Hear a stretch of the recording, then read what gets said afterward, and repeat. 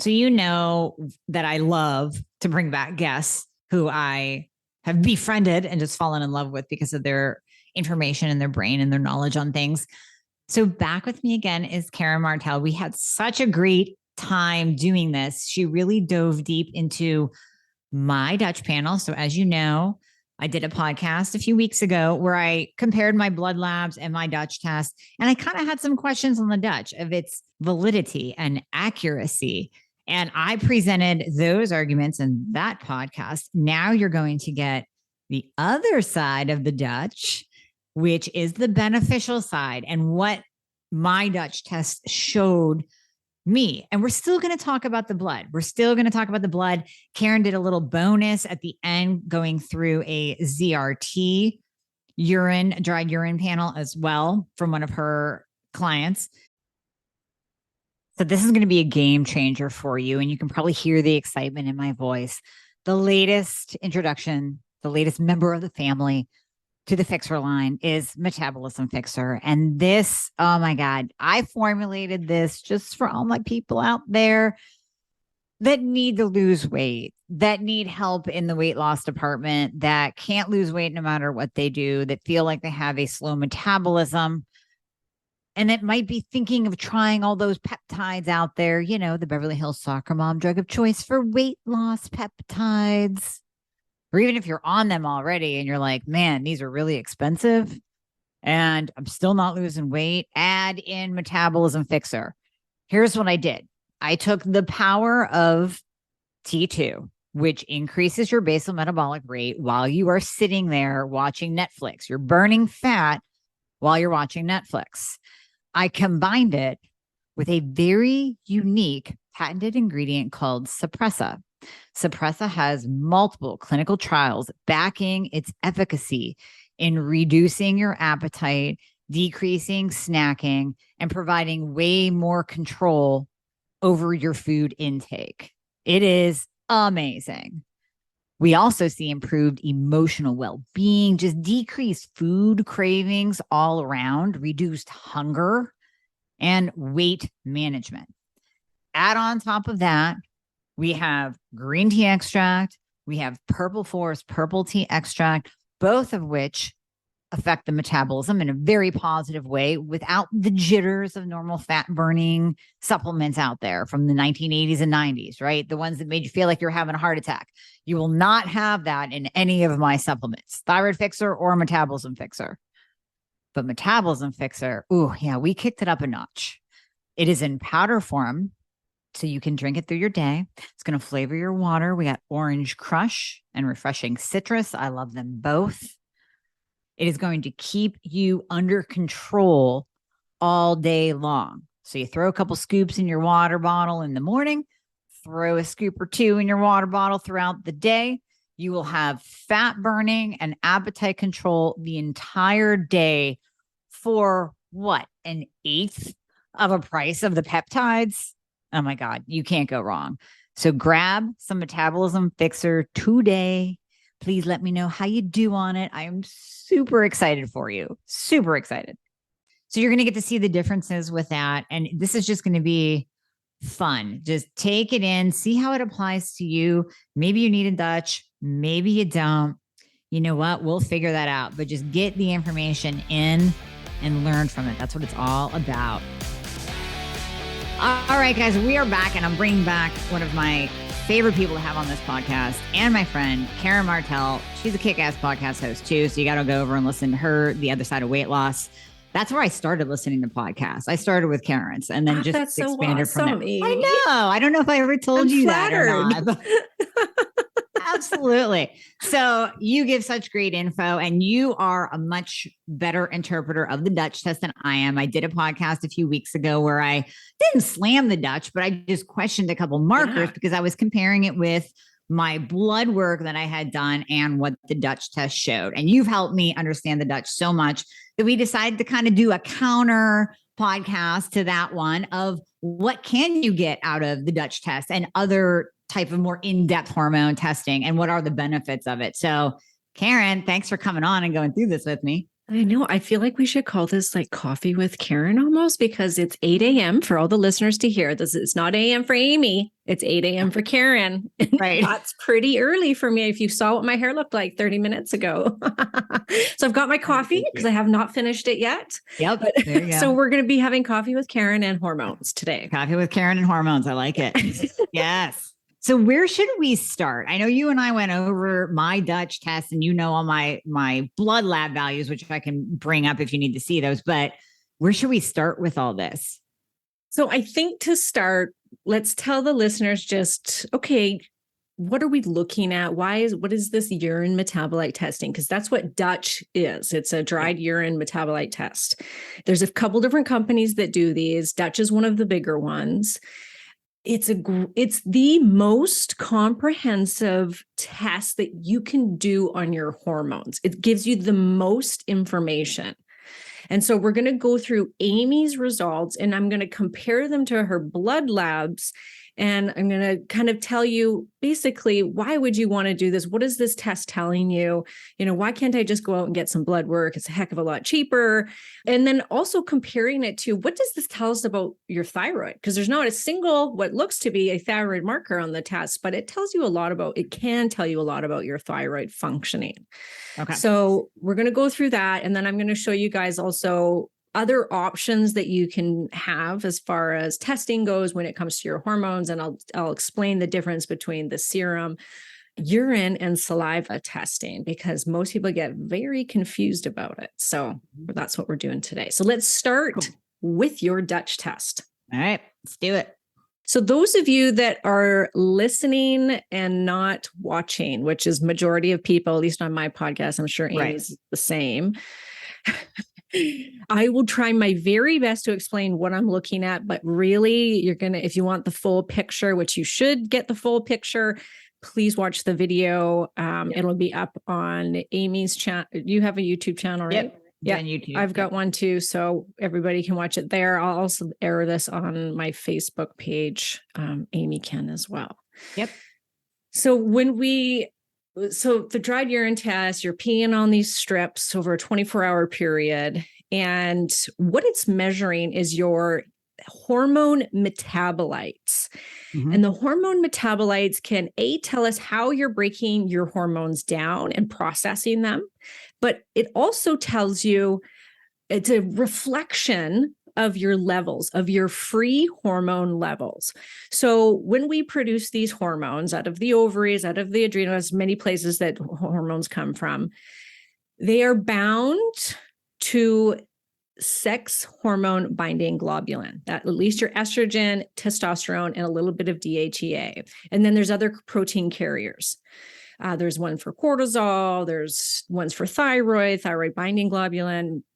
So when Amie just did a whole podcast about this, so I would go back and listen to hers on sex hormone binding globulin, because it's this like hormone that nobody's talking about, that we should all be, this protein that nobody's talking about, that we should be talking about. And as Amie says, it's the bus that carries around, or do you call it a train or a bus? I can't remember. I say a bus. I'm kind of commuting. Yeah. We're using all different vehicles. Pretty much the hormones have to travel through your body, and they travel bound to a protein. When they're bound, your body cannot utilize them. They have to get off the bus and dock onto a receptor, on a cell receptor, so that the body can utilize it. Well, we only have about 1 to 3% of actual free levels of hormones. So it's called free when it gets off the bus. It's free from the bus, the transportation, and it now can be used by the body. So most of the hormones stay bound to this carrier protein. So when we test through blood, that's what you're testing. You're testing all levels, free and bound, not free, all bound, but some of that is going to get off of that bus and become free. So it's bound up. It can be a reflection of how much free you have, but a lot of the time it isn't. So blood work, you look at it and you're like, whoop, I've got lots of estrogen. Look at this range on this serum lab test. It's from 200 to 2000 and I'm at 300, so I'm fine. So one, ridiculous range on serum lab testing, like ridiculous. The other thing is we can't tell from that how much free hormones you have for your body to utilize. So it could look like you have these amazing amounts of hormones, but they're bound up. And this has happened to me recently. My estrogen looks like it's in this like amazing range on blood work.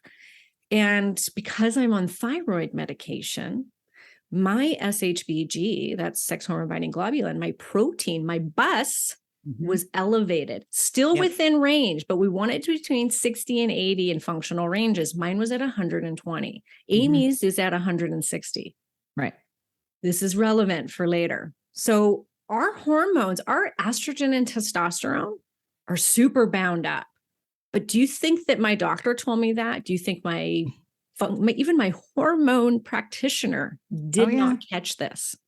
And so it's not tested enough. Exactly. And so here I am. I have had to be put on testosterone and estrogen because I'm getting menopausal symptoms. Thinking, oh my, what's going on here? Because I didn't understand that. I didn't know even that thyroid medication raised this.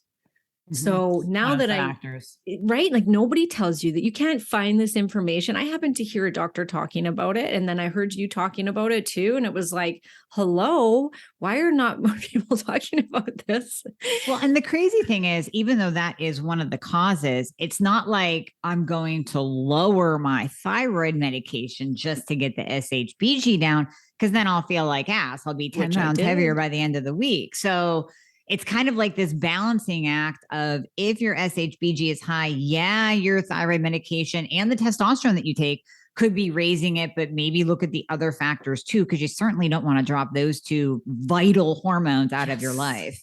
Exactly. And I was taking replacement therapy. I still am, because I'm having all these symptoms, but yet I have fine levels. It's just that it's bound up and I can't use it. So this is super important to understand.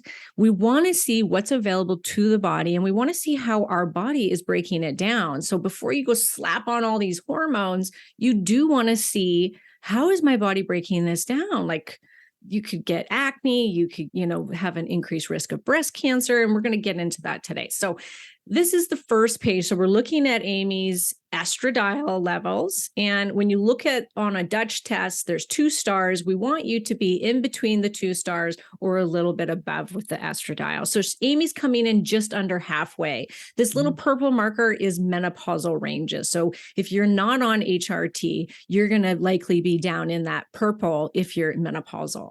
Not everybody. Some women do continue to produce estrogen as they age, especially if they are overweight, because our fat cells can make estrogen. Amy's progesterone looks beautiful. She's right smack in the middle between the 2 stars. I mean, it could be a little bit higher, but she's actually doing all right. And with what she was telling me with symptom wise, she's feeling good. So that's great. And then we look at her testosterone. It's in the menopausal range. It's under the star. So the range is 2.3 to 14. Amy's is at 1.3. So this was the big red flag for her and I. We're like, oh my gosh, this is terrible. You've got no testosterone, yet you're taking testosterone. What's happening here, Right. So I always have my clients, when I'm seeing them as in my master's program or in my private clients, I always have them do blood work on their hormones for this reason. I want to see what the bound levels are. I want to see what the SHBG is. I want to see what the thyroid's doing, because we need to be able to compare the two to get the best picture of what's happening. So thankfully, Amie was also doing blood work, but we hadn't got them when we were doing this. So we were like, what's going on here? Right.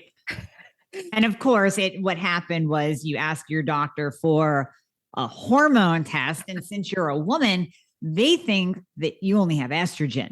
So I did get the estradiol pulled, but we didn't have the testosterone, the progesterone, all of that good stuff until we do now. So yeah. And we want to see a marker called follicular stimulating hormone, because this is a marker of kind of how far into menopause you are, perimenopause. It starts to go up as you age because your brain's trying to stimulate the ovaries to continue making estrogen. So we know that once it starts getting above 10, that your body is struggling to make that estradiol. So when I looked at Amy's and I was like, okay, it's on the lower side, but it looks okay. But then we look at her FSH and it was, what was it, Amie, 14? yeah. Yeah. I was over 10, but not quite to like that 25 where you start pushing menopause. Exactly. Yeah. There's research that shows when you get between 20 and 25 is when we see weight gain in women. So when, if you suddenly go, how did I just gain 10 pounds all in my stomach in, 6 months? This is that likely the FSH has gotten up to that marker of between 20 and 25. I see it all the time happen this way. Not to say it can't happen before that, it can, or after that, it can, but there's research to show that that's kind of that magic number. It's not so magical. And that goes up when estrogen goes down, right? Estrogen is the hormone that really controls the FSH dial. Yeah. So had I not had you test the FSH, I would have been like, you're fine with estrogen. You're just take some phytoestrogens for right now. You should be okay. And she still might be, but we also want to catch that before she starts gaining weight if she is going to. So taking a very baby dose of estradiol replacement right now could be of benefit to Amie. If not, even just getting down her sex hormone binding globulin could actually be enough to help her utilize that estrogen better for the time being. So, and we're both working on that. And by the way, Amie, I did try and do that. I was like, I'm going to slow down on my thyroid medication so I can get my SHBG down. Well, 1 week and Karen was depressed and I had gained 5 pounds. Not kidding, 1 week. So I was like, I went right back up. Oh yeah. I've done that to myself. Oh yeah.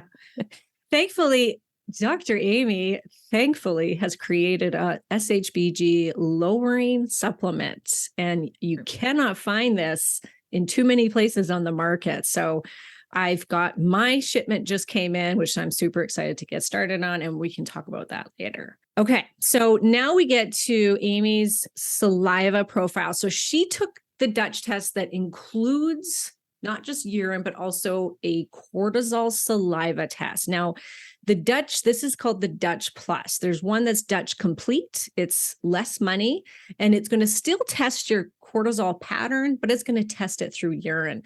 And saliva is considered the gold standard for testing free cortisol levels. But I do find that the urine is pretty accurate as well. Okay, so Amy's, you think, oh, that doesn't look too bad. Right. Or it looks really bad. I don't know. I mean, if I saw this on a patient, I'd be like, the hell's going on in the morning there? Exactly. So if we look, we can see, so we're looking at the blue line. That's Amy's levels. When Amie first wakes up, her cortisol level is above range. So it's pretty high.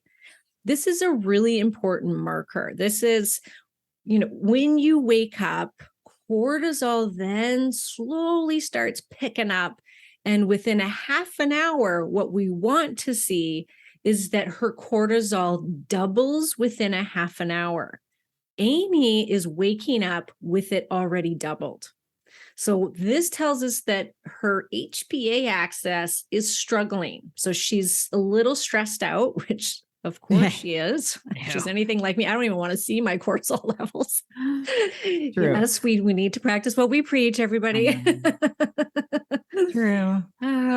So we know that she's got some high stress happening. It comes down nicely the way it should after that. We want to see that it's, halfway between those two black lines, and then we want to see it double, and then we want to see it taper down as the day goes on. That's a nice cortisol clock.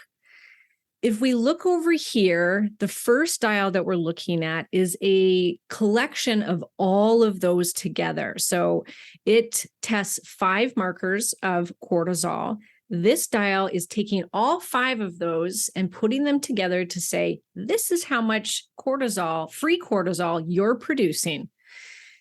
Amie's at the high end of that range. So the range goes from 9.6 to 19. Amie's at 15.63. So once again, a little bit, it's not like it's horrible. Trust me, I have seen women that are way over. Oh, yeah. Where their like saliva cortisol is in the hundreds. It's like, oh my gosh, how are you even walking around without, jumping out of your own skin? Because you would just be like, nee. Well, and at that point, you have to be worried about it then eventually tanking, because our adrenals can only make so much cortisol for so long. And then basically the adrenals say, all right, screw you, I'm not going to make anymore. Like, there's only so much we can pump out. So then you go into the true adrenal fatigue. Adrenal fatigue gets thrown around a lot, but true adrenal fatigue where you are flatline low then. Yeah, which I've been there before. And that caused a lot of my weight loss resistance. It really affected my thyroid. So too high cortisol and too low cortisol both affect thyroid function. Both cortisol and thyroid have this very synergistic relationship together. And this is actually where we can get a lot from the Dutch is if we look at this total saliva, we see that it's elevated. Then we look over at the metabolized cortisol. So this is a sum of all cortisol being produced, free and total. Amie's over range. So when we see a metabolized cortisol over range, it can mean a few things, but mainly it's a sign of a little bit of, for her, a smidge of hyperthyroidism. Sure. You can think of it as your metabolism. So metabolized cortisol, it's like, how fast is your body metabolizing that cortisol? And if you've got a good functioning metabolism and you don't have thyroid issues, we want to see that it's metabolizing at a good rate. So I've been able to catch a ton of hypothyroid where people had no clue that they had it because their blood work looks good. And their blood work can honestly even be in the great ranges that Amie and I talk about. But yet they still have all these symptoms of thyroid going, oh, but yet I'm still so tired. I can't lose weight. I'm losing my hair. You could do this test and go, well, you are under metabolizing, which is a sign that you could have hypothyroid. It's a big sign that it's the number one reason why we'll see a low metabolized cortisol. So you could have totally fine free saliva levels. Everything looks great. And then you look at metabolized and it's bottomed out. So the only reason that person has saliva cortisol is because they're barely metabolizing it because they have no metabolism thanks to their thyroid. Yep. So I hope that makes sense. Hey, definitely. Okay. Yeah. And then if we look at her total DHEA production, this is another adrenal hormone. And this specific dial is telling us what her DHEA production is, as well as the 2 metabolites that this test is testing. So collectively, she's a little under halfway. So this typically happens when somebody has high cortisol for a long period of time. It will actually first drain the DHEA. We first see it going up with cortisol typically. So when you're a little bit of that HPA axis is overstimulated, you've got a little too much stress in your life. So cortisol is going high. Then DHEA will meet that because it's an adrenal hormone too. And then it keeps staying high. That cortisol DHEA starts to go down. So we'll see that DHEA go down first, typically before that the cortisol starts to drop, like Amie said it would. Now, will you see that on a blood panel too? Because I've seen elevated DHEA in patients who are not taking DHEA. So would that be their first sign of, again, that adrenal function kind of going amped up, going wild, and then eventually they're going to plummet? Does that match up with blood? It can, but you would want to look at the cortisol as well, which is near impossible to test in blood. Right. But let's say you just did a morning cortisol, which would be the best time to test it if you're going to go through serum, and that was elevated and the DHEA was elevated, then you could be like, this could be adrenals, right? Then you would want to do a more comprehensive test to really find out. But DHEA is also an androgen hormone. And so we'll see that elevated in women that are androgenic or that they have polycystic ovarian syndrome. So then you would look at, if it was blood work, we would then, if we see a high DHEA, we would look at the cortisol and we would look at the testosterone. Yeah. Because typically if it's that they're androgenic, which just means more masculine hormones, then we would see the testosterone typically will also be elevated with the DHEA. And then you'll know, and then you look at the blood sugar. Blood sugar also is tied into that with polycystic ovarian syndrome, as well as thyroid is. So we would look at that. So once again, we want to see what the blood work's doing to match up with this. All right. So page 2 is just a sum of everything. It's easier to look at the dials. So hopefully we're not losing people that are listening. No, you're making this really easy to understand. Okay, great. So if we look once again at, this is now her DHEA sulfate, which there's DHEA and there's DHEA sulfate. We have mostly DHEA sulfate, but DHEA converts down into DHEA sulfate. Do very similar things, but we can still, this is taken out of that marker that we just looked at, and this is it by itself. That dial that we looked at above was a combination of these two metabolites of DHEA and DHEAS. So now we can really see, okay, Amie's not doing great with her DHEA sulfate. She would benefit from taking that likely as a supplement. I would, though, look still at her DHEA, because sometimes you could have a lot of DHEA on a blood marker and then low DHEAS. So we would want to confirm that it is low, and then we can supplement with some oral DHEA. Oral DHEA is preferred in my books over actually topical. So that's, Amie could use a little bit of that, and that would help support her adrenals. And DHEA, interestingly, it's not what's called it doesn't have a negative feedback loop. So I think probably Amie's talked to you about this if you're her client, which is you start taking thyroid medication, it has what's called a negative feedback loop. Your brain says, oh, there's lots of thyroid coming in now, let's shut down our own production. And so you got to kind of keep it going up so that you have a physiologic restoration of that thyroid inside the body. And that's why doctors get it so wrong, because they'll give you this baby dose, like, oh, here's your 25 micrograms of T3 or T4. And that's not what how much your body naturally would produce if it had a healthy thyroid. And so you start taking that and you might feel a little bit better because it's going to top up your own production for a bit, but then eventually it's going to drop back down. And this is why we want to test that thyroid consistently when we're first starting out, because sometimes it'll be like, oh, this looks so good. And then the person goes, I don't feel as good as I did 3 weeks ago. And that's typically because their own production has now dropped. And so you have to top it up with some more medication. Okay. So her testosterone, once again, so let's remember the urine testing is looking at, it's a reflection of 3 levels of hormones. So when we looked at this, we were like, oh, you've got no testosterone. You're going to have to raise your testosterone. Then her blood work came in, and her testosterone, her total testosterone was what? 360. One showed 360, one showed 377. So in the high 3s. Right. So this is masculine ranges. This is what the low end of the man's range is, around that 300-400.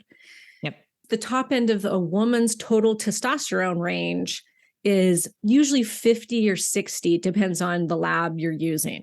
So, but this was her total testosterone. Yes. And we looked at her sex hormone binding globulin, it's at 160.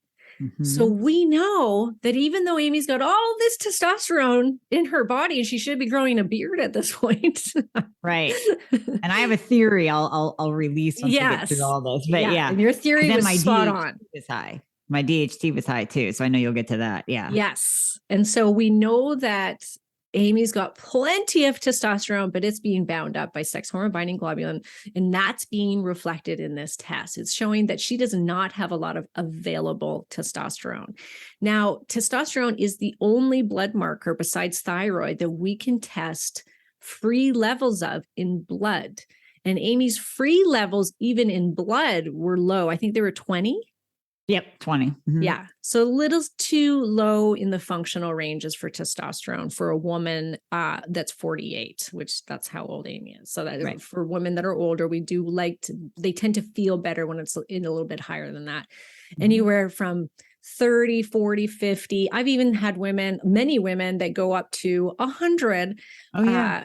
And that's where they feel their best. They do. They feel great there. Yeah. Yeah. And I think it overshows in blood work. So I don't know how accurate that marker is, just because I have so many women that come to me like, I feel great. I'm only on, 4 milligrams of testosterone a day. And then their blood work is like 120, 150. And they're like, I feel great. And and that's where you have to go by how yeah, exactly. Go by how they feel, as long as they're not, like you said, getting cystic acne. And now there are people that will show this same pattern on the Dutch that I show, that Karen will go over, that they'll get acne at the first drop of testosterone. I mean, it's like breakout city. They're 15 again. They're growing a beard, the whole deal. So it's very interesting to see how different women react to this very same pattern. Yeah, which is why we don't want to do pellet therapy. I'm pretty against pellet therapy for that reason, because pellets are these little pellets, like they look like little seeds that you get implanted in your butt, and they last anywhere from 3 to 6 months, and they release testosterone into the system. But once they're in and under the skin, you can't get them out unless you go get them surgically taken out. And I have worked with women who went and did this because it's the most available source of testosterone for women. Testosterone replacement for women is pellets. You will see pellets everywhere. It is very challenging to find a prescribing physician that is going to prescribe a woman testosterone cream over pellets. Most of them do pellets because it's a big moneymaker. Right. So I don't agree with that, because I've had a woman, for instance, who was like, oh my God, I got these pellets put in. I gained 20 pounds. I'm so bloated and have so much water retention. I'm breaking out in acne. This was month 1. So here's this poor woman. She's got to wait for 3 months. Yeah. And I've seen this several times happen. So never start with pellets. If it's something you want to try down the road, great. Give it a shot. There's something's going to work for everybody. Right. So, but get to where your levels are and see how your body's breaking it down first by getting on testosterone replacement and then doing a test like this, because now we go down here and then we get to androstenedione, which is another hormone that is going to break down into testosterone and down into these metabolites. So these are Amie's metabolites, which we have I can never say this right. Etiocolonolone. Good to me. It's the E1. It's the E1. And then we have androsterone. I can say that one. Etiocolonolone. Calanolone. Okay. So if we look at Amie's, you'll see that her etio one is really low and her androsterone is high. That is it's not high, it's in the middle, but that is the more masculine metabolite. And then we look down at this dial, because this is the etio is more of a beta preference, which is just a softer metabolite. And then the androsterone is more alpha. And you can think that just sounds like alpha. It's the alpha hormone. Yeah. Amie leans so far over to the alpha side. So we see it in her androsterone. Then we see it on this fan that she is way preferring what's called the 5-alpha reductase pathway, which means she's converting a lot of her androgens into a very potent testosterone called dihydrotestosterone. So maybe this would be a nice opportunity for you to tell us your theory that was right. Right. So when we look at blood, my DHT is elevated. So we know my test is elevated, DHT is elevated, SHBG is elevated. The one thing we know about SHBG is it actually prefers to bind to DHT first. So, and then it kind of goes down the path of the, free testosterone, estrogen, T3, all those other hormones. So I think because just for the record, for anyone who's never seen me, I don't look like a dude. And for the record, I don't have cystic acne. I don't have dark hair growth. I don't have any of the 5-alpha reductase pathway being high towards the alpha androgenic side effects. So my theory is that my SHBG is binding to the DHT. I don't have male pattern baldness either. High DHT is where we see that hair loss in females around the crown that is that male pattern baldness. Don't have that. So that SHBG is binding to the DHT and literally saving me from the androgenic side effects of an elevated testosterone. 100%. Yeah. Yep. So if her SHBG wasn't so elevated, she would have enlarged pores, super oily skin. She'd be like having whiskers. She'd like she said, you'd be balding at the top. So why men bald? They have lots of DHT, and when you have lots of DHT, you're going to lose your hair typically. It's not the devil of hormone. We still want it. It's really great for muscle growth, and we want that. We want androgens, so they're very important. What a lot of women actually don't know is that testosterone is our most abundant hormone in our body naturally. So we produce more testosterone than we do estrogen or progesterone. We just don't produce as much as a man does. Right. Which, of course, men can of course, there's free testosterone available in serum, but God forbid they give us free estrogen in serum. That this makes no sense. But of course, the man has it. And if a man goes to his doctor and asks for testosterone, it's given out like candy. But yet they forget that women, this is our most abundant hormone. Most doctors don't even know that. So hence why it's very challenging to get testosterone at times. So if we look over at her progesterone, so this is interesting. The metabolites put together equals about halfway through the dial, which is great. But then we look down at her two metabolites, the main progesterone metabolites. Once again, there's a beta side and there's an alpha side. Amie's really low on the beta side and super high on the alpha side. So we're starting to see this pattern. She's got high cortisol. She's got high alpha pregnadiol, which is the alpha metabolite for progesterone. And she's preferring the 5-alpha preference for testosterone. So she's a very alpha woman, which you are. Your personality is like that. It's great. There you go. Yeah. Now my blood progesterone was only 0.1.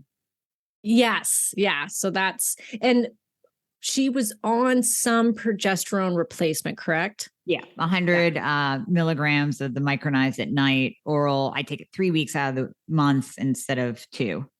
Great. And so that is why the alpha is also elevated. Sometimes we'll see it even out when women take oral progesterone, but most oral progesterone is going to convert down into these metabolites. And it really does favor the alpha side. That's the side that will react on the GABA receptors of the brain and help you to sleep at night. It can't, oral and topical progesterone, oral better than topical, but it won't show up in blood work. Blood work is the worst marker for progesterone replacement therapy.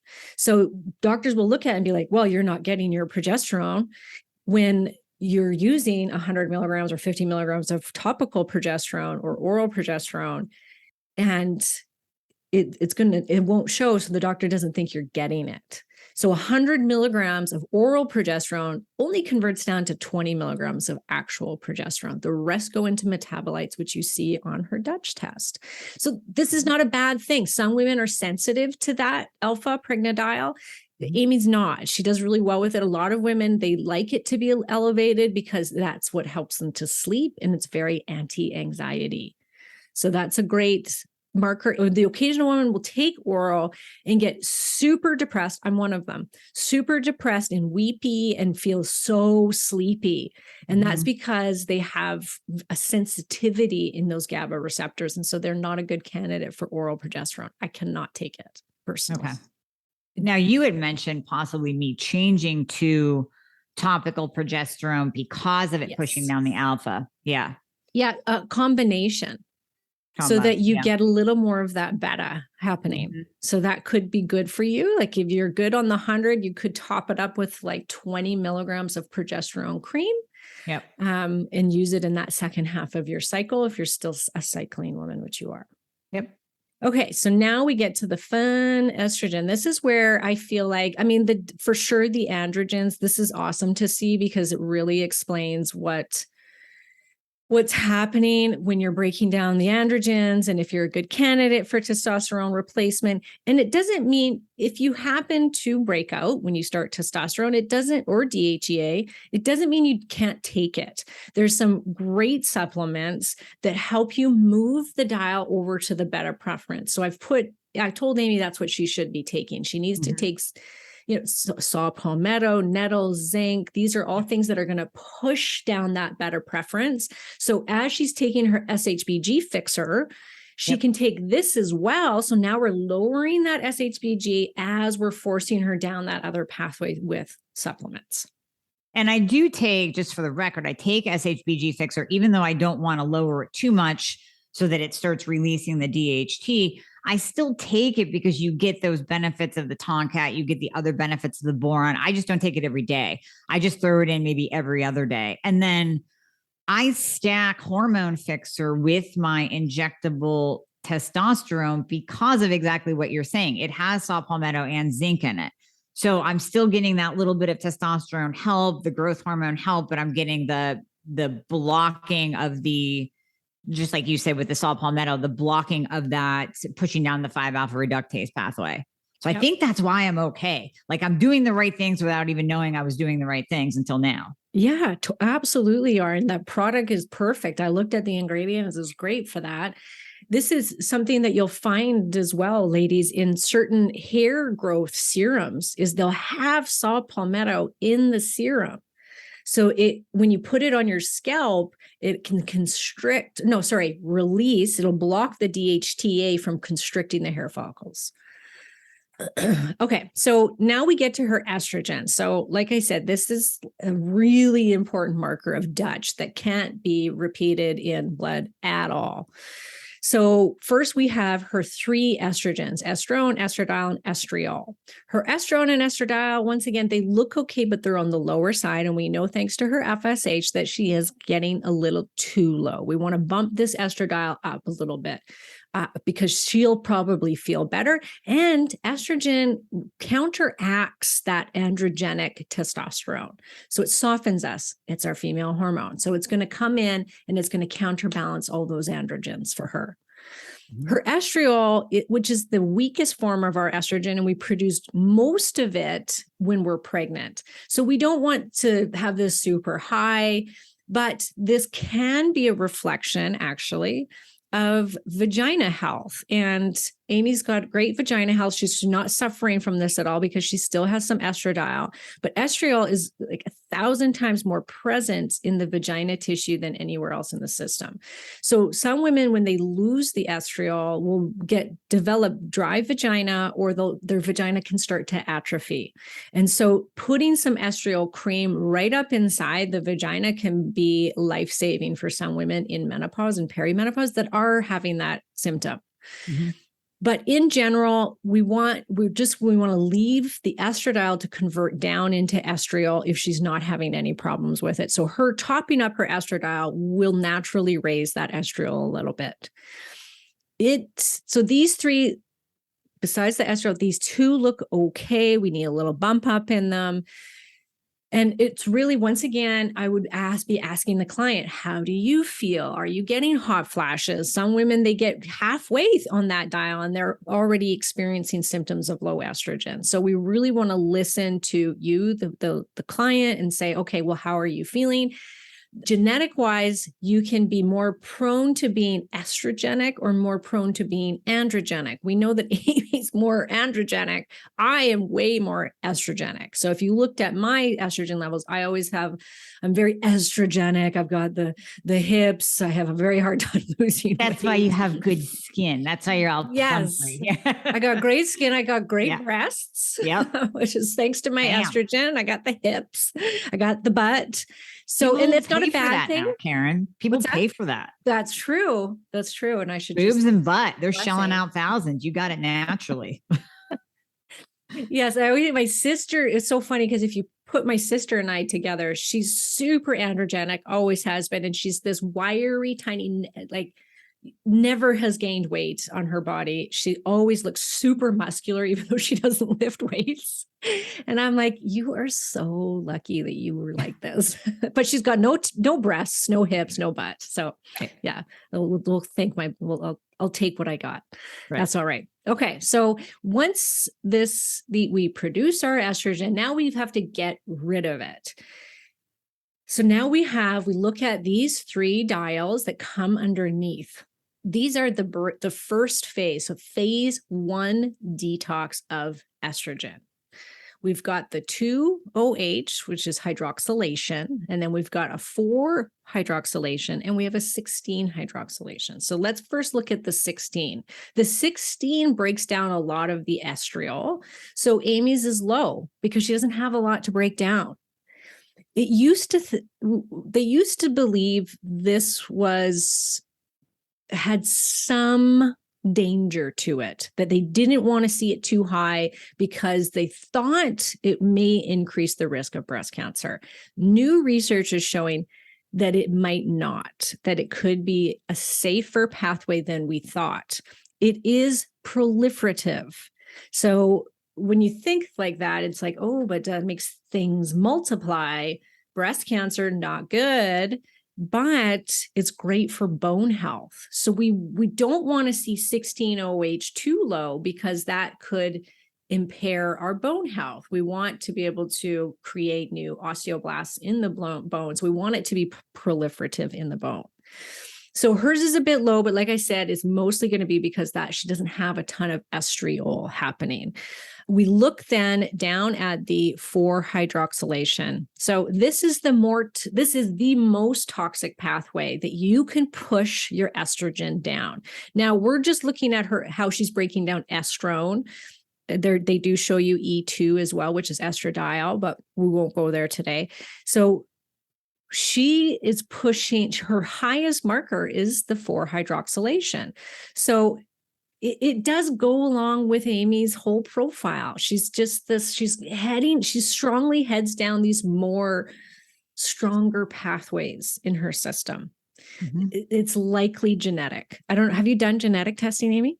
I am waiting as we speak on my DNA results. So, awesome. So I'll be so interested to see. I'm not super well versed in them. It complicates me, but I'm trying to understand it and trying to tie it in with hormone testing as much as I can.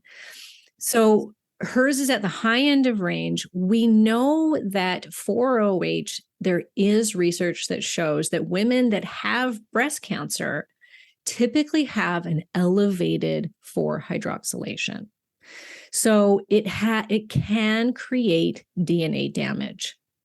And if she doesn't go into phase 2 because phase 1 has to go into phase 2, and then we get rid of it out of the body. So we're just packaging up our estrogen through these phases and saying, get the heck out of here. We've used what we can.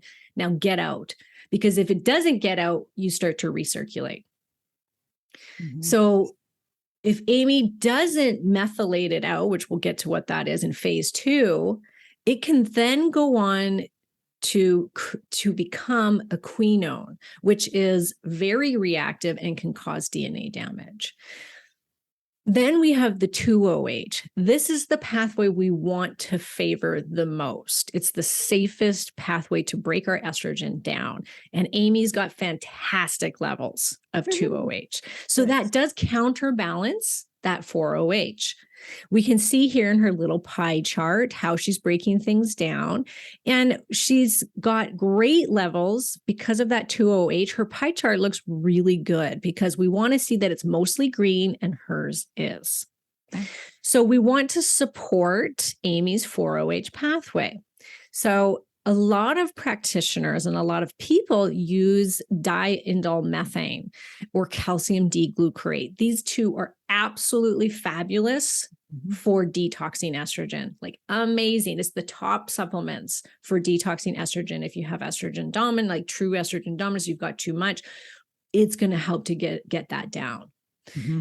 In somebody like Amie who doesn't have a lot of estrogen, and we don't want to drain that estrogen because she's not estrogen dominant. Right. So we No, my have to blood be very estradiol. selective. Yeah. Yes. No, And then your FSH, your blood work shows low estrogen. yeah. 15. Yes. And that's Estradiol. quite low. So we want to make sure that we don't give her things that are going to drain the estrogen, but she needs support on that pathway. So an acetylcysteine would be fantastic. As you can see here, there's this little glutathione arrow. So we want to support glutathione, and acetylcysteine is a precursor to making glutathione. Or you can take straight up glutathione, liposomal glutathione as well. I don't particularly like liposomal. Do you like liposomal glutathione? Do you use it?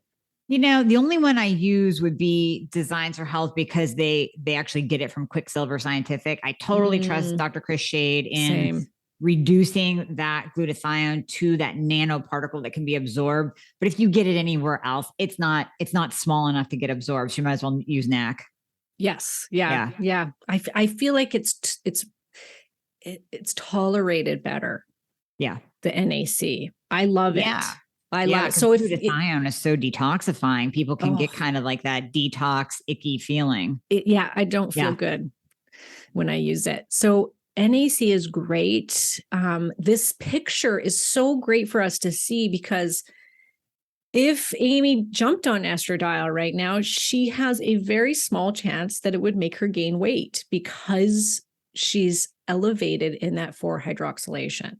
So a lot of women, if I start them with some estrogen, their doctor starts them on estrogen because I said, okay, you've got low estradiol, go get some estrogen, and she gains weight, I will always put them on some phase 1. If I see it in here, if their 4OH is elevated, then I'll say, okay, you need to take a step back and you need to get these pathways open and then start the estrogen again. So that happened to me. Soon as I started taking the N-acetylcysteine and started, paying more attention, eating more cruciferous vegetables, there's lots of things that you can do to help that phase 1 liver support, just phase 1 and 2 of liver support. B vitamins could be great. They're not great for Amie, and I'll tell you why, but ashwagandha would be another good one. Iodine is really good for that pathway. So you want to start taking things that are going to support that phase 1, but that aren't going to drain the estrogen. So this is where no blood work could ever tell us this. So, and this is huge. This is really important. We don't want Amie starting estradiol if she's pushing down this toxic pathway until we see that she's got some things in place that are going to help her get out of this alpha phase and pushing more towards the beta. So great, though, that her 2OH is so high. Things, if the estrogen was elevated, then for sure I would be using DIM, calcium D-glucarate, and those two supplements really help to improve the 2-hydroxylation. It's amazing for that. So after phase 1, so now we've got it all packaged up. Now it has to attach to what's called a methyl group in order to get through phase 2 detoxification. So you don't need to know all of all of what that is. It's just safe to say we need to get through phase 1. Now we have to get through phase 2, and then phase 3 is pooping it out. We need all of these clear. So Amie, as you can see, this is her 2-methoxy-E1. So this is how she's methylating. She is over range. So Amie is highly methylating her estrogen. What does this mean? Well, it's probably due to her genetics. So it'll be super interesting to see if it lines up with her genetic SNPs, because it may show, sure enough, that she's an overmethylator. More people I think are undermethylators than overmethylators, but both aren't good. We don't want to overmethylate. We don't want to undermethylate. So Amie would be somebody that has to be very careful with methylated B vitamins. If she was undermethylating, I would say take a methylated B vitamin complex, B12, B6 specifically, but you always want to take those Bs together. SAMe is it's the methyl donor, which once again, you don't need to know all of this, but SAMe, methylated Bs, magnesium, these are all great things to help you methylate. All right, ladies, I am going to run. Karen is going to finish this up. I am jumping over to my group, But this has been amazing. This has been a perfect breakdown. Just the information so far has been crazy. So I like it because it's opened my eyes to the possibility of using Dutch with patients to get this detailed nitty gritty info. So Karen, thank you so much. Yes. And thanks for continuing with this. I thought it was going to be like 20 minutes. I'm like, oh, this will be so fast and easy. It just gets, we get down the rabbit hole and it's just fun. Who knew? Okay. Hormones are fun. Yes, they are. All right. So Amie's out and I'm going to continue. You're going to keep going. All righty. All right. So we're at the phase 2. We can see that she overmethylates. So she would actually she needs to be careful with things that she's taking as supplements because we don't want to overdo the B vitamins. That'll make her methylate even faster. She may want to actually watch what she's eating as far as red meat that has methionine in it, eggs. These things could make her overmethylate too much because methionine helps with that as well. So she just needs to be careful. So we want to see that this style, the 2-methoxy is about half or more of the 2-OH. And then this dial, once again, this fan, we want to see that it's halfway or a little bit farther up. And that would mean that you are perfectly methylating. If the fan is pushed low, then we know that you're not methylating and that this 2-methoxy is too low in comparison to the 2-hydroxylation, which I know this is probably like I'm talking in another language. So just bear with me. I'm just going to, we need to see this because if she was a slow methylator, that could back up her phase 1 detoxification, and then it could raise her estrogen levels. So it could be a reason why somebody would be estrogen dominant. So estrogen dominance, this term is thrown around like crazy. Now, I've got a whole podcast about what true estrogen dominance is. But estrogen dominance, you really want to see where in your phases of detoxification are you being held up? So phase 3 is considered pooping it out. So if you're not pooping, but yet, and then all of these things are all backed up, you need to go upstream to the phase 3 or downstream, however that word, phase 3, and say, why am I not pooping enough? Am I not eating enough fiber? Am I having food sensitivities? Do I have some small intestinal bacteria overgrowth? Do I just maybe I have hypothyroidism? And hypothyroidism, as you know, can cause constipation. So instead of just like if I put somebody that had estrogen dominance and that all of these dials maybe were elevated, or let's say 2-OH, was depleted and 4-OH was elevated and the methylation was low, and I just threw that person on a bunch of methylators and a calcium D-glucarate and diandromethane methane, and yet they're still not pooping. Well, that's not, what is that going to do? So we need to say, okay, where is it getting backed up? And so some people can be backed up all 3 phases. Some of them are just going to be poor methylators. So if you're a poor methylator, but yet you're detoxing in that phase 1 really well, I'm not going to go give you a bunch of DIM and calcium D-glucarate. I'm going to give you something that's going to help you methylate because that's where you're being held up. So super important for menopausal women. What I typically like to do, because menopausal women that aren't producing, they've been in menopause for a few years or they're just not cycling, they typically don't have progesterone or estrogen unless they're on replacement therapy. Some women in menopause still continue producing testosterone and DHEA. Some people actually have okay levels of DHEA, even though it is what's called an age-related hormone, so it will go down with age. So you can get a picture of that in the adrenal status on this in menopausal women. But what I like to do is have women that are not on hormone replacement, that are in menopause, do blood work first, Then they can start their hormones, their bioidentical hormones. Then in 3 months, I'll have them do the Dutch test so we can make sure they're breaking it down, especially if they're not, especially if they're having troubles with their HRT. So maybe they're breaking out in acne, maybe they've gained a little weight or having water retention or depression. And, it's not always, roses and rainbows when you start HRT. Most of the time I would say it is, but some of the time it's not. To about, I would say 25-30% of women, they will have a negative reaction and you need to see what's going on, or they don't have any much of a reaction. And so you want to say, okay, well, what's happening? What's the big picture here? Why are they not getting what they should be out of this hormone replacement therapy?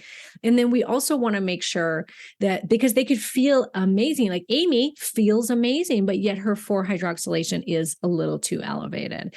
And so we want to know safety wise that there isn't DNA damage happening, in that person isn't pushing their HRT, their estrogen, down that very toxic pathway. And we want to make sure that it's not elevated for safety. All right. So that's, once again, the next page is a combination of everything. So now we're going to look at her adrenal profile. Once again, a sum of all three of the DHEA and the DHEA metabolites. Then we know that her metabolized cortisol is too high. We want to see that cortisone and cortisol match up. And so when we look at these two graphs, we want to see that they're relatively the same, because cortisone and cortisol will convert back and forth into each other. And it just confirms, it's just a good way to confirm the validity of the free cortisol pattern. Because some people don't realize that, for instance, if they're using prednisone, or if they've got, a cortisol cream, some sort of hydrocortisone cream for their psoriasis, and they've got it on their fingers or their mouth or something, and they can contaminate the free cortisol levels with that. And so we want to see that these two match up. So this is deactivated cortisol and activated cortisol. And we just want to know that they can go back and forth, and they're relatively the same, which Amie's is relatively the same. And you can see here the sum of her two values. They're both on the higher end. She's deactivating a little bit more, and that's probably because of the speed, the metabolism, how much it has been sped up because of her thyroid medication. So, and then we can see that her, once again, the total metabolized cortisol is a little too high. This is likely because Amie is on a healthy dose of T3 medication. All right. And then in the Dutch test, they do the organic acids. So this is a marker of how is your B12, how is your B6, how well are you detoxing through that glutathione marker. We've got a biotin marker, gut marker, dopamine, norepinephrine, epinephrine, neuroinflammation, melatonin, and oxidative stress. So this is just an additional window into what's happening. So Amie is over-methylating, so she's above the range, but sometimes it means they're deficient if they're above range, because it means they're peeing it out too much, and so their body doesn't actually have enough. But then it can also be a spillover of too much. So we want Amie to test her B12 through blood just to confirm that, yes, she does have plenty in her body. B6 is within range. Her glutathione is within range. And even though it's within range, I would still recommend N-acetylcysteine because of her 4-hydroxylation is elevated. And we just want to support that pathway.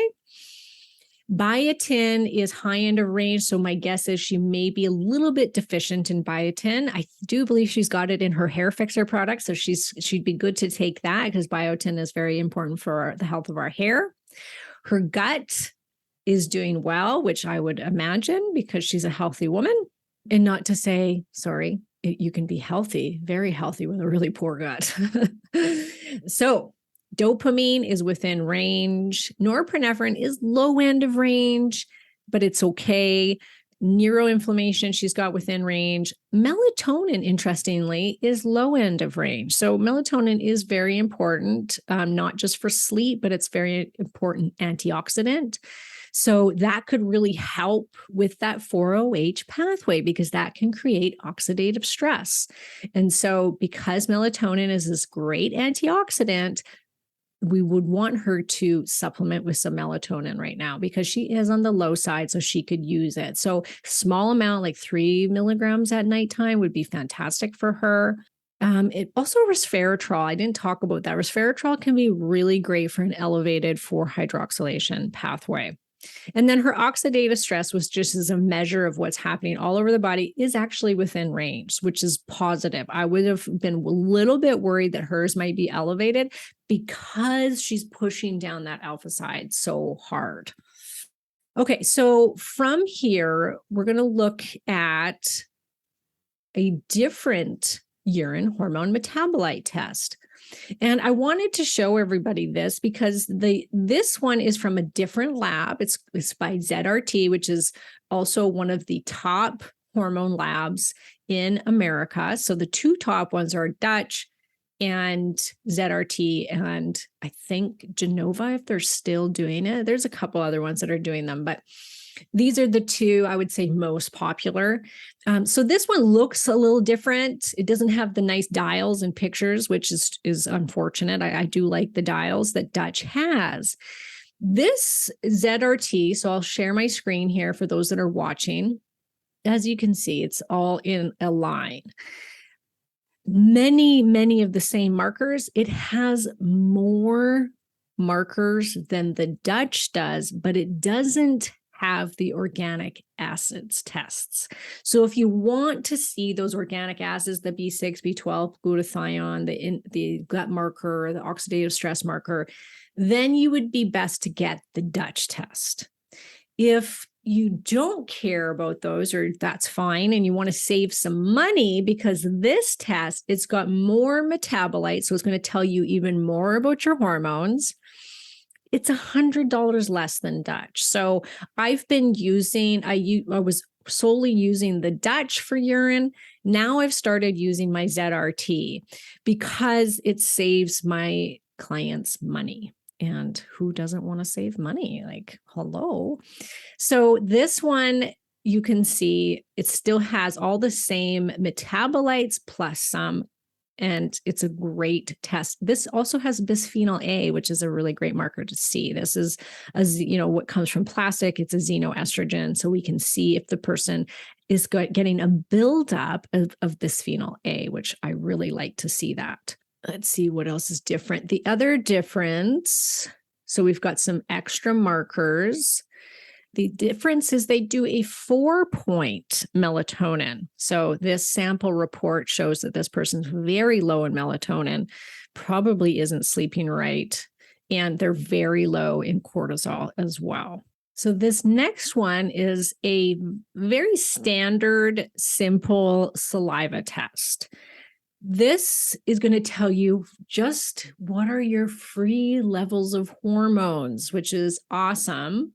This is a great one, I think, for fertile women that are still regularly cycling, that aren't on HRT, because HRT will overshow on a saliva test. So it's not, I don't like to use them if the person's taking any hormone replacement therapy at all.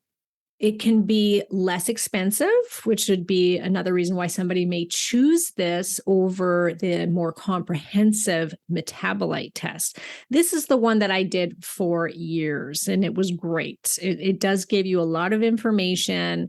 It's going to be a great thing to see how much of available hormones you actually have in the body.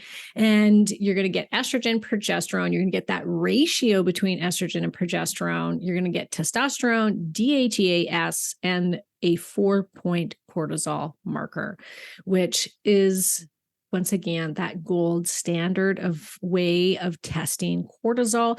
But as you can see here, we don't get to see what the metabolized cortisol is. So we could look at this and be like, oh, this person's got really great cortisol levels. But what if their metabolized cortisol is super low?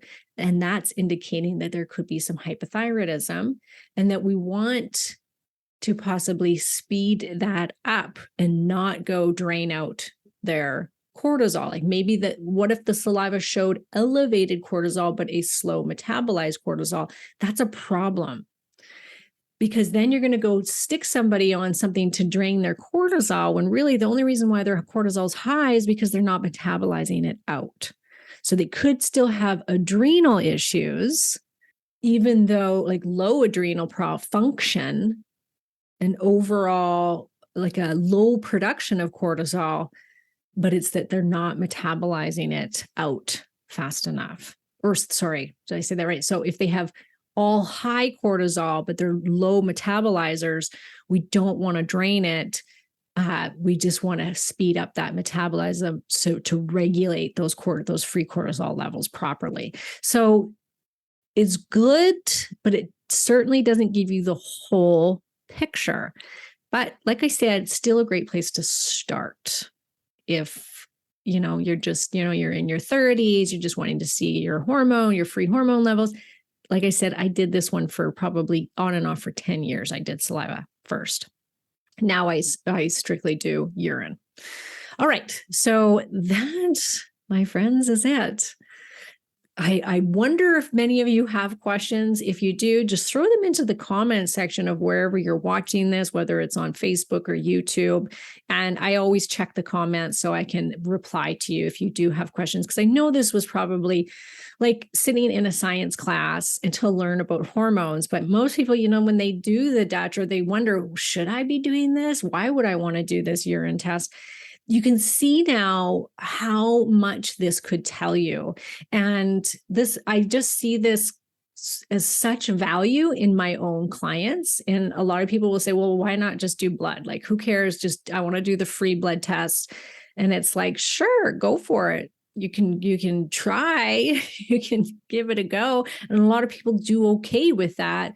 But I think it's much better with the way we are nowadays and how complicated our hormones have become, how much toxins we have coming at us that could be holding us up on the inside when it comes to detoxifying our hormones. I really want to see the big picture so I can come at it from as much as a holistic standpoint as I can. If somebody's got hypothyroidism and they don't know it, that could tell them that, that could say, hey, your metabolism is low by the looks of it. Let's do some thyroid testing and see what's happening. Or, hey, you know what? You're super androgenic. Could you possibly have polycystic ovarian syndrome?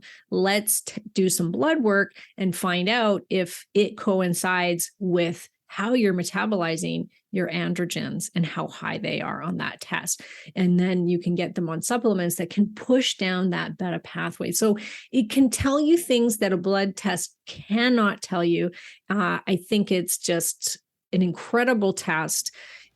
Really helps women to dial in weight loss when they're in menopause and perimenopause, so that we can really see in there where are they getting held up that could be causing their weight gain. All right, so that is it. Thank you, Amie, for doing this with me. I think it's fantastic, and I hope you guys got a lot of value out of it.